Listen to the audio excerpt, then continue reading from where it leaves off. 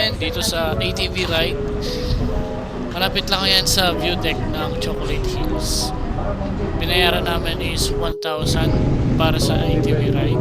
And then, parang 100 ata rent sa kapote. So, nagkapote kami kasi para makaiwas sa talasik ng putik. So, this time, pinaandar na agad. Pero, ayan. Kung saan na napupunta si Chelops. Kasi, wala naman binigay na instruction kung paano siya paandarin. Pero, first time pala kasi ni Chelops mag-drive ng ATV. So, first stop, ito yung picture taking.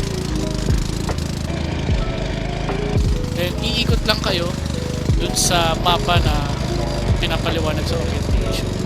And then, may susundan lang kayong tour guide. Then, siya na rin yung magpipicture sa inyo all throughout yung ATV ride. So, hindi naman siya nakakapagod. Medyo chill lang siya. Kasi, binabagalan lang din namin. Kasi wala kaming extra dating that time. So, kailangan talagang dahan-dahanin kasi para makaiwas sa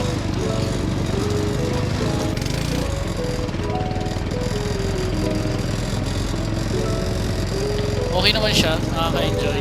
Pero mas masaya sana kung tag-ulan, tsaka may dalakang damit at may maliliguan kapag natapos. Kasi ito yung resulta pagkatapos. So dahan-dahan pa yan. Sa likod. Diputi ka rin sa likod. Pero konti lang. So, konti lang sa paa. Sa likod yung madami. Ikaw po.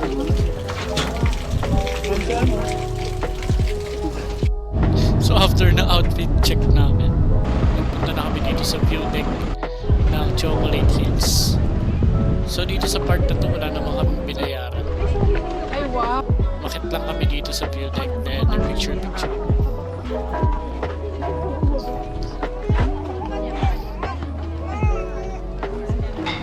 So pagkatapos doon, punta na kami sa Lubok at may pinuntahan kaming garden kung saan may mga nananahang tertiary. Ito na, pupuntahan na sila sa mga kamukha niya. Mga kapatid ni Lodi Boy. Mga kamukha ni Jelobs. Mga kapatid mo nga yun. Ay, yun. So dito wala rin naman kaming binayaran.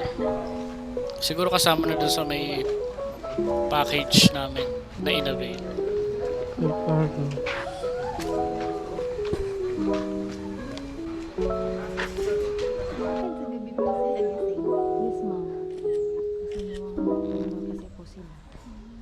Hindi po sila nangangagat. Nangangagat din po kahit nahawakan kasi defense nila. Ano ba yung kinakain nila? Kuya Michael! Duwa natin po siya. Late lang pa naman. Kaya hindi siya nangangagat. Wala kang kinain na matamis na. Wala po. Ang late niya. Ano to po? Ano to? Ito na ako. Takot siya. Hindi ko na na. Baby pa to, kuya. Opo. Swan, tsaka dito. Kuya, baka malagot.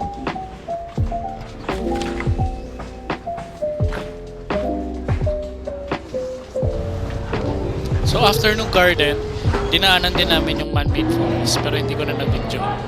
And then ito, nandito kami sa Lubok River Cruise Lunch Buffet.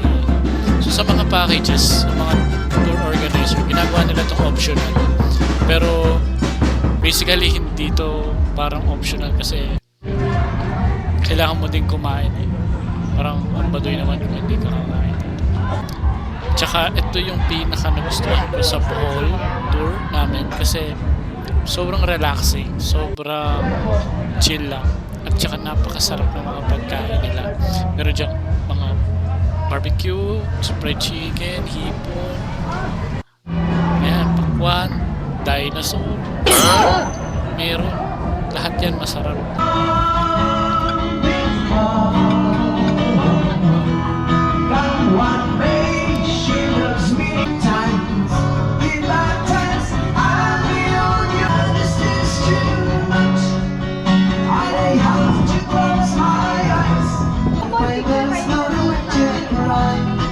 In this place, you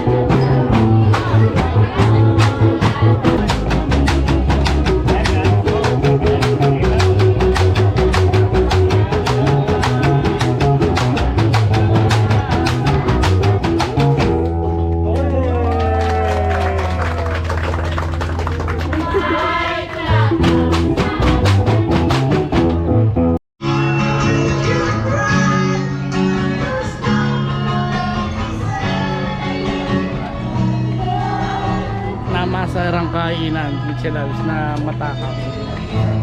Masarap ang buffet. Hindi na makalala. Ayun. 5 plato. 5 plato siya. So pagkatapos namin kumain sa buffet, dumiretso kami dito sa Bacay Church. Pero hindi kami nakapasok kasi bawal daw yung naka-short, sleeveless, tsaka yung sexy danutan. Malapit lang dito yung blood moon statue, kaya dumiretso kami. Medyo nagmamadali na kami niyan kasi 6:30 daw yung schedule ng ferry namin pabalik sa Cebu. Then, nakarating na kami sa Cebu. Then, ihatid na kami punta sa hotel. Ito yung nag-check-in na kami.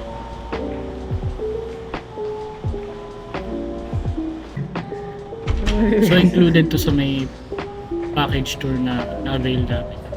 And, maganda yung room niya. Maluwag, malinis. Simple lang siya, pero goods na goods. Tapos, meron pang bathtub. Samahan mo pa ng hot water. So, yan lang for Bohol tour natin. Next natin is Small Bohol.